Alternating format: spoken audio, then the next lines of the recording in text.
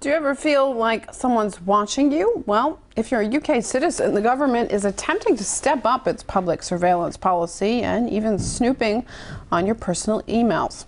Despite CCTV cameras already a major fact of UK life, there's now plans to store personal data, including information from social networking sites.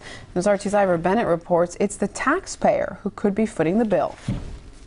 Soon you could be watched everywhere you go in the UK, even where the cameras can't see you. All your emails, texts and phone calls will be monitored under a new anti-terror spy plan. The government will know which websites you visit. It'll even snoop on your private Facebook messages. No matter who you are, all your personal data will be stored for a year in a massive surveillance operation privacy campaigners condemn. This is the first step towards the government taking control of the internet. You know, the only place in the world that's got that kind of regulation is China. And I'm sorry, but Britain is not China. Britain's already one of the most watched societies in the world. The number of CCTV cameras is estimated at nearly 2 million. Now the government wants to monitor all electronic communication as well, including social media, taking surveillance to a level never seen before.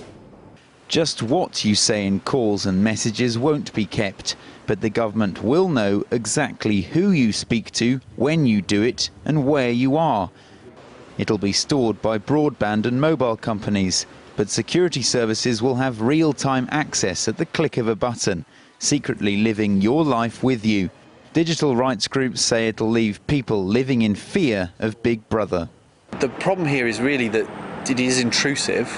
And the sort of places where you can see that might be useful could be, it could be anything. It could be tax, it could be divorce, it could be copyright infringement.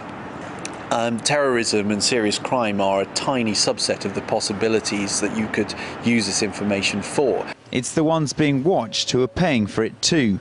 Cybersecurity experts predict it'll cost taxpayers over $1 billion to be spied on. Even then, there's no guarantee they'll be safe from other prying eyes. Any person who guarantees you absolute security is an idiot. And if you're dealing with information which might be required at short notice by law enforcement, then that means that quite a lot of people need to be involved. So although I suspect most of the time is going to be quote-unquote secure, it's highly likely that there will be large-scale failures as well. Your typing and tweeting's private for now. The legislation still has to go through Parliament. The previous government's wish for a surveillance web was fought off in 2008 over fears of data safety.